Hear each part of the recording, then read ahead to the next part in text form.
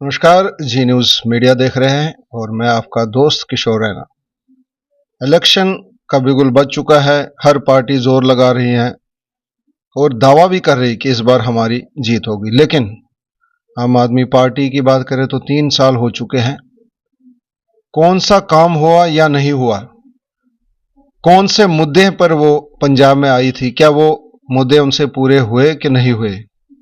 हमारे साथ एक बीजेपी का बहुत ही वरिष्ठ कार्यकर्ता और मेहनती कार्यकर्ता जुड़े हैं। जी हाँ, हमारे साथ नॉर्थ बाईपास मंडल के जनरल सेक्रेटरी अंकुर अरोरा जी जुड़े हैं। उनसे विस्तार में बातचीत करेंगे और पूछेंगे कि क्या बीजेपी की हवा चल रही है कि नहीं चल रही है। अंकुर जी, पहले तो आपका बहुत बहुत स्वागत है जी न्यूज़ मीडिया में। जी, शुक्रिया किशोर रैना जी। मैं आपका बहुत-बहुत दिल से धन्यवाद करता हूँ कि आपके जी न्यूज़ के माध्यम से आज मुझे ये मौका मिला कि मैं जनता से या अपने भाइयों-बहनों से रूबरू हो सकूँ। अंकुर जी, आम आदमी पार्टी की बात करें तो 2 साल से ऊपर हुआ था कि कॉरपोरेशन के इलेक्शन नहीं हुए थे। लेकिन कोर्ट के फटकार के बाद उन्होंने खुद, अभी शायद उनका मूड नहीं था, कोर्ट के फटकार के बाद उनको इलेक्शन आखिर में कराने ही पड़े। लेकिन जो समय मिला वो बहुत ही कम मिला सारे पार्टियों के लिए। क्या लगता है आपको, ऊंट किस करवट लेगा, किस तरफ करवट लेगा? देखिए रैना जी, ये जो पब्लिक है ना, ये इस बैटलफ़ील्ड की मैं कहूँगा कि ये भगवान है। कारण कि जो भी करती है पब्लिक करती है। ये जिसके साथ खड़ी है तो वो जिंदाबाद है, और जिसको ये गिराती है तो फिर बहुत ऊपर से भी गिरा देती है। कहना मैं ये चाहता हूँ कि जब ये आम आदमी पार्टी की सरकार बनी थी पंजाब में, जब भगवंत मान जी ने सीएम की शपथ ली, तब जनता बाकी पार्टियों से, अकाली हो, कांग्रेस हो, भाजपा थी अकाली के साथ, लेकिन उनका वर्चस्व इतना नहीं था पंजाब में। डिसीजन मेकिंग सारी वो अकाली दल पार्टी किया करती थी, मजबूरी थी भाजपा की। लेकिन उस वक्त जो पंजाब की जनता थी, वो इन सब पार्टियों से, अकाली हो या कांग्रेस हो, इतना अक चुकी थी, इतना थक चुकी थी, इतना दुखी हो चुकी थी कि इन्होंने बदलाव लाने की सोची। और केजरीवाल जिन्होंने कहा कि एक मौका दीजिए, एक मौका दीजिए। ये जनता अगर भोली भाली है तो जनता जवाब देना भी जानती है। उस वक्त जनता भोली भाली इनके बातों में आ गई कि हमें तो अपने फ्यूचर, बच्चों के फ्यूचर के लिए हमें ये चेंज लाना पड़ेगा। वो मजबूरन, वो कंपल्सरी हो गया था उनके लिए वो चेंज लाना। उन्होंने वो एक मौका दिया, वो झांसे में आ गए। और मेरे ख्याल 92 के आसपास सीट्स, जो केजरीवाल जी ने खुद अपनी स्पीच में बाद में कहा कि मैं लगता था कि हम जीतेंगे, लेकिन इतना प्यार आप दे दोगे, मैं तो पचा नहीं पाए वो, मतलब। और अब हालत ऐसा देख लो कि 3 साल होने को आ गए हैं। इस सरकार ने, क्राइम की बात करूं तो इतना बुरा हाल, इतना फैल गया, जगह जगह क्रिमिनल आपको दबोच रहे हैं। आगे तो लेडीज, मेरी बहनें, माएँ डरती थी 6-7 बजे के बाद बाहर जाना घर से। अब तो हम, मेरे भाई लोग डर रहे हैं कि ये क्या माहौल आ गया है। हम लोग घर से निकलते हो, हमें पता नहीं होता कि हम सुरक्षित अपनी जगह पर पहुंच जाएंगे, डेस्टिनेशन पर, और वापस अपने घर आ जाएंगे। मतलब इतना खौफ अंदर भरा हुआ है हमारे अंदर कि जो माहौल बन गया। नशे की बात कहें तो मतलब ये प्रभु जानता और पब्लिक जानती है कि जो नशे से आज माएँ गिर गिरा के रो रही हैं सरकारों के आगे कि मेरे बच्चे को बचा लो। ये जो सरकार है, ये ट्रीटमेंट के बहाने भी आपको सिर्फ नशा ही दे रही है। इतना इन्होंने वो अपना जाल बिछा रखा है कि हम लोग ऐसे फंसे हैं, पब्लिक ऐसी फंसी है कि उनका निकलना मुश्किल है। देखो ना, 5 साल से पहले आप सरकार नहीं बदल सकते, और लोग इतना दुखी हो चुके हैं। मतलब कोई ऐसा फील्ड नहीं है जहां इनकी नाकामी नजर ना आती हो। मैं वही बात पूछना चाहता हूँ आपसे कि अब बीजेपी क्यों, भारतीय जनता पार्टी क्यों? देखिए, भारतीय जनता पार्टी क्यों, अब बदलाव देना था, एक मौका दे दिया केजरीवाल को। अब जो ऑप्शन बची है पब्लिक के पास, वो इंडिपेंडेंट भाजपा को जिताने की बची है। क्योंकि भाजपा एक वर्ल्ड लार्जेस्ट पार्टी है इस वक्त। आप देखो, दुनिया की सबसे बड़ी पार्टी है। इसके कार्यकर्ता की अगर आप गिनती करें तो करोड़ों में कार्यकर्ता ही हैं। तो सपोर्टर्स की तो मैं अभी बात ही नहीं कर रहा। तो हमारे मोदी जी ने ऐसे ऐसे कुछ कदम उठाए हैं, और बीजेपी ने ऐसे ऐसे कदम उठाए हैं कि जिससे विश्व पूरा झुक गया है हमारे आगे। जो वही, ये वही भारत है जो कांग्रेस के टाइम पे झुका करता था। हमारे मनमोहन सिंह जी ही प्रधानमंत्री हुआ करते थे जब किसी वो मीटिंग वगैरह या अदर कंट्रीज में जाते थे तो उनको साइड पे या पीछे खड़ा किया जाता था। आज मोदी जी के पैर हाथ लगाकर आशीर्वाद लेते हैं बाकी कंट्रीज के प्रेसिडेंट या प्रधानमंत्री, और मैं कहता हूं हम खुश नसीब हैं, हम खुश नसीब हैं, हमें ऐसा प्रधानमंत्री मिला है। आज अगर हम ये लोकल गवर्नमेंट्स होने के बावजूद भी, इनकी नाकामियों के बावजूद भी अगर सुख का सांस ले रहे हैं तो हमारे मोदी जी के कारण। एक बात याद रखिएगा, ये मैं नहीं कह रहा, ये भारत की पब्लिक, ये भारत की पब्लिक नहीं, ये विश्व की जनता कह रही है, पाकिस्तान की जनता अब कह रही है कि ऐसा फरिश्ता हमें चाहिए जो हमें इस चंगुल से बचा सके। और मैं आज कहूंगा आपके चैनल के माध्यम से, सिर्फ एक भाजपा ऐसी पार्टी है। आज यूपी देखिए, अगर यूपी जैसा गुंडा राज मेरे ख्याल से किसी भी स्टेट में नहीं था, और इतनी बड़ी स्टेट है, और मैं कहूंगा ऑस्ट्रेलिया कंट्री उससे छोटी है और वो स्टेट इतनी बड़ी है। आज योगी जी ने ऐसा माहौल वहां बना दिया हमारे भाई बहनों के लिए कि ऐसा योगी, ऐसा मोदी भगवान हमें बार बार नहीं देगा। और जनता को अपनी आंखें खोल लेनी चाहिए। जहां मेरी भाई बहनें यूपी में बाहर नहीं निकल सकते थे, मुसलमानों का इतना खौफ था कि मतलब, मैं धर्म को किसी को बुरा नहीं कह रहा, लेकिन हाँ वहां माहौल शुरू से ऐसा बनता आया।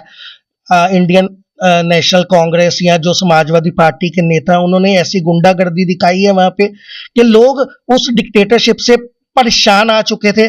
और आज मैं आपको एक बात बता दूं, वहां जेल के दरवाजे खुले हैं, कोई कैदी भागने को तैयार नहीं। बिल्कुल ठीक है, लेकिन अगर हम लोकल मुद्दों की बात करें, 3 साल हो चुके हैं सरकार को, तो क्या लगता है आपको, शहर का जो वो बोल रहे थे विकास करेंगे, शहर में पानी आपको साफ देंगे, क्या लगता है आपको कि आम आदमी पार्टी उस वादे पे खड़ी उतरी है या नहीं? क्योंकि ये लोकल जो कॉरपोरेशन के इलेक्शन होते हैं, ये एक लोकल मुद्दों पर ज़्यादा ज़्यादा, ठीक है, उसमें सेंट्रल गवर्नमेंट का हाथ जरूर होता है, सेंट्रल गवर्नमेंट के कुछ पॉलिसीज जो उन्होंने इम्प्लीमेंट की होती है, जो उन्होंने अच्छे अच्छे कोई लोगों के लिए कोई फैसिलिटीज दी होती है, वो भी गिना जाता है। लेकिन चूंकि ये लोकल इलेक्शन होता है, लोकल आपका आदमी जो है वो कितना काम करा पाएगा अपने एरिया में या नहीं करा पाएगा? क्या लगता है आम आदमी पार्टी ने जिन मुद्दों पर वो लोकल बॉडीज की बात करें तो जिन मुद्दों पर वो आए थे, वो वादे पूरे हो चुके? क्योंकि हम भी जाते हैं, रोड टूटे पड़े हैं। क्या लगता है आपको? रैना जी, बहुत बुरा हालत है। ये आम आदमी पार्टी की सरकार, पहले कांग्रेस में भी था बुरा हाल, लेकिन इन्होंने तो मजाक बना दिया ये गवर्नमेंट का, कि मतलब ये यहाँ गवर्नमेंट बैठी है लेकिन वो चल रिमोट कंट्रोल से रही है वहां दिल्ली से। और आज के मैं आपको हालात क्या बताऊं कि मतलब इतने बुरे हालात हैं कि मतलब सड़कें टूटी पड़ी हैं। ठीक है, सीवर की समस्या, लोगों को मैंने सीवर के पानी में रात को सोते हुए देखा है। जो हमारे बैकवर्ड एरियाज हैं कुछ, वहां पर सीवर, स्लम्प एरियाज हैं, वहां पर सीवर का पानी उनके कमरों में आ चुका है, लेकिन वो बदनसीब बेबस है, कुछ नहीं कर पा रहे। कोई अफसर नहीं सुन रहा है, कोई नेता नहीं सुन रहा है। और कितनी देर से हमारे ये काउंसलर के इलेक्शन, अब कितना प्रेशर डालने के बाद सेंट्रल गवर्नमेंट के हस्तक्षेप और ये कोर्ट की कृपा से अब जाकर हुए हैं, लेकिन हर फैसिलिटी की हालत बुरी, क्राइम इतना बढ़ चुका है। आप कह रहे हैं कि ये खड़ी उतरी, मैं कह रहा हूं इससे बुरी गवर्नमेंट मैंने अपने 45 साल के कैरियर में नहीं देखी कि इतना बुरा हाल। हमें तो वो उग्रवाद जैसा टाइम याद आ रहा है कि यहाँ तो हालात ऐसे बनने को आ गए थे कि हमें तो लग रहा था कि वो ब्लू स्टार वाला टाइम तो ना दोबारा आ जाए जो हमने खुद को देखा हुआ है। लेकिन मतलब मेरे पास शब्द नहीं है ऐसी सरकार के लिए कि बिल्कुल नाकाम सरकार।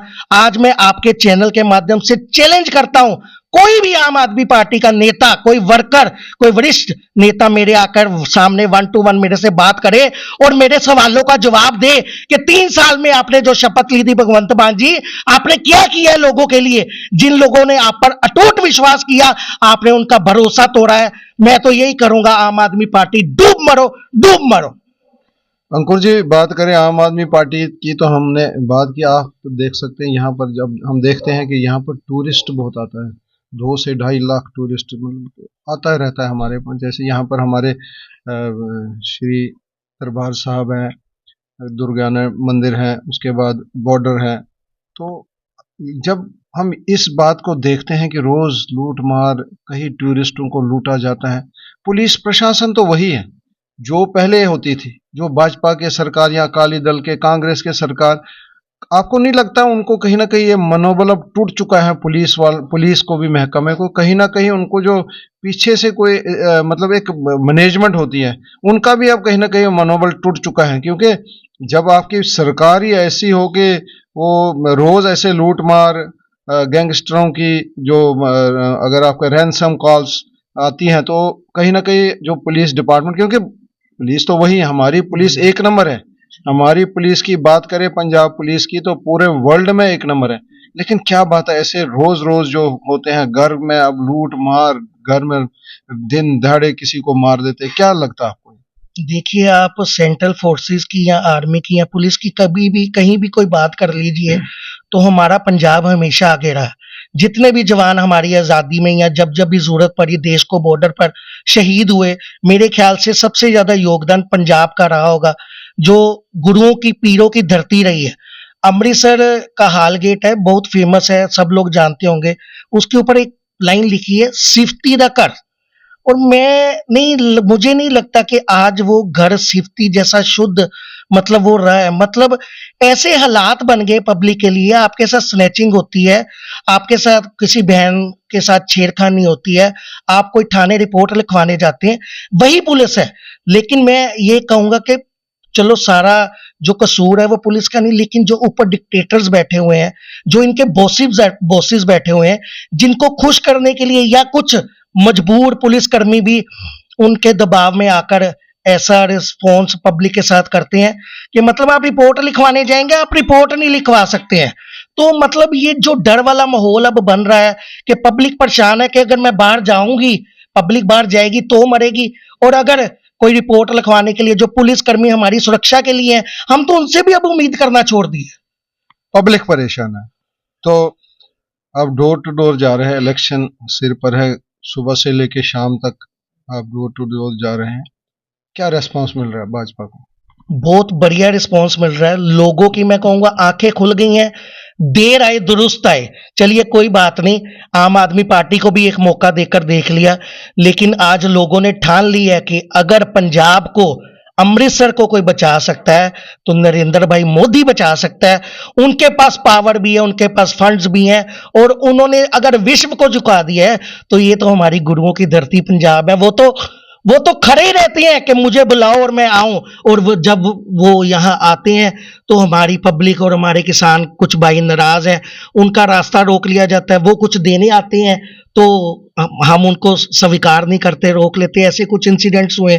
लेकिन आपके चैनल के माध्यम से मैं आज ये बताना चाहता हूं कि भाइयों जागो, एक मोदी जी हैं, उन्होंने किसी एक वर्ग के लिए नहीं काम किया है, किसी एक क्लास के लिए काम नहीं किया है।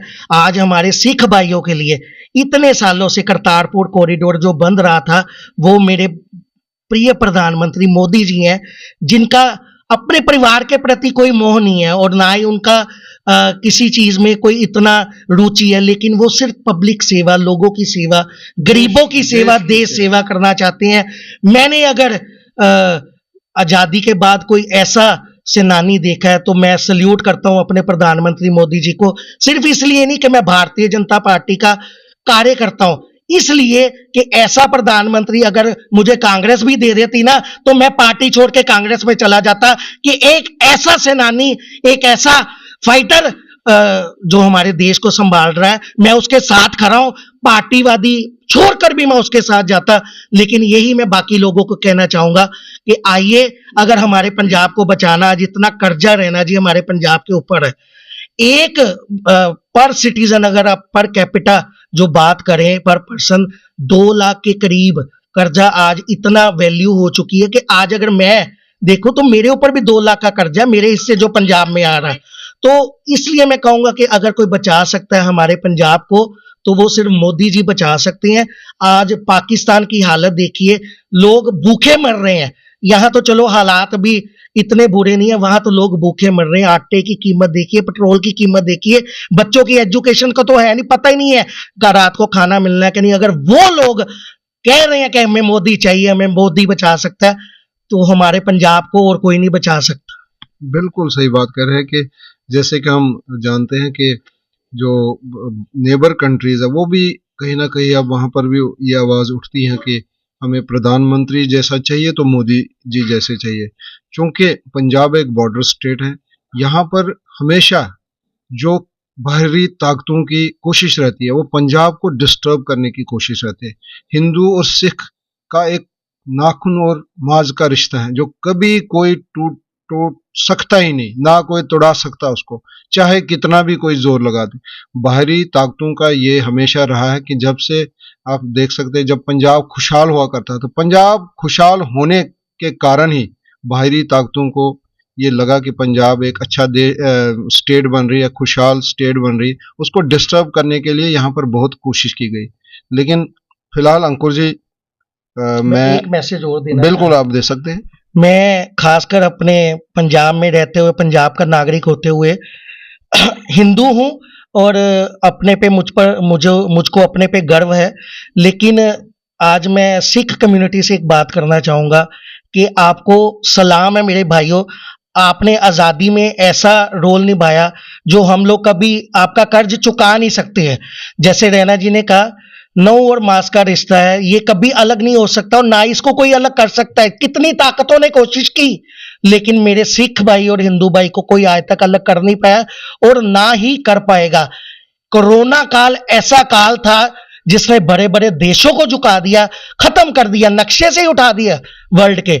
लेकिन आज ये सिख कम्युनिटी ही थी जिसने जगह जगह रैना जी लंगर लगा के, और मेरे ख्याल से कोई मेरा भाई, कोई बहन, कोई बच्चा भूखा नहीं सोया। सिर्फ वो कोरोना काल नहीं है, आप किसी भी गुरुद्वारे में चले जाओ, 24 घंटे लंगर सुविधा है, कोई गरीब भूखा नहीं मरता।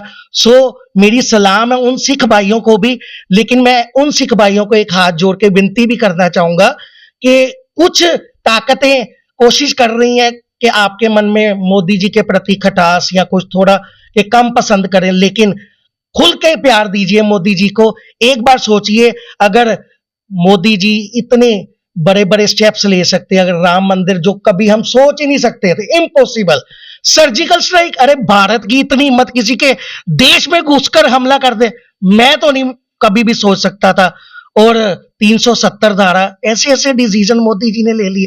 बिल्कुल सही बात, ये सही कह रहे हैं कि डिसीजन ऐसे हुए हैं आजादी के बाद जो अनएक्सपेक्टेड थे, जो कोई लोग कहते थे कि ये हो ही नहीं सकता, वो हमारे प्रधानमंत्री जी ने करके दिखाया। और अंकुर जी, विदा लेने से पहले आपसे, मैंने सुना आप लिखते भी बहुत अच्छे हैं और गुनगुनाते भी बहुत अच्छे हैं, तो जरूर हमारे जो श्रोता, हमारे जो दर्शक हैं, उनको जरूर कुछ सुना दीजिए। जी, कभी कभी वो देशभक्ति के लिए मन इमोशनल हो जाता है तो कुछ लाइनें अपने आप ही दिल से निकल जाती हैं। बिल्कुल बिल्कुल। तो मैं कुछ लाइनें ऐसे ही अपनी पार्टी और अपने देश को समर्पित करना चाहूंगा। जैसे देखिए, आज काउंसलर के इलेक्शन का बिगुल बज चुका है बिल्कुल। और सब हमारे कैंडिडेट्स प्रचार में जुड़े हुए हैं, टाइम भी कम मिला है, जुटे हुए हैं, डट के मैदान में उतरे हुए हैं। सो मैं उनकी तरफ से कि एक काउंसलर के कैंडिडेट जब पब्लिक के सामने अपनी वोटिंग की अपील करने जाते हैं तो उनकी तरफ से 2 लाइनें गाना चाहूंगा। ए मेरी वार्ड के लोगों, भाजपा का साथ निभाना, जो काम किए पार्टी ने उसका अब मोल चुकाना। एक तो ये, दूसरा मैं गाना चाहूंगा, यह वार्ड मेरी, बूथ मेरा, परिवार मेरा, इसके लिए बलिदान हो प्रत्येक कण मेरा।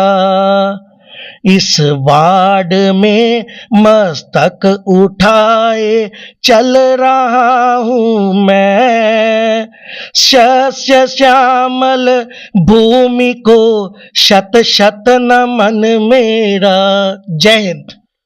चलिए, शत शत नमन मेरा, शत शत नमन उन लाखों, उन हमारे फौजी भाइयों को जो हमारे देश के लिए हमेशा बॉर्डर पे हमारी दिन रात सेवा करते हैं और हम यहाँ पर खुली हवा में उनके कारण सांस लेते हैं। उनको शत शत नमन।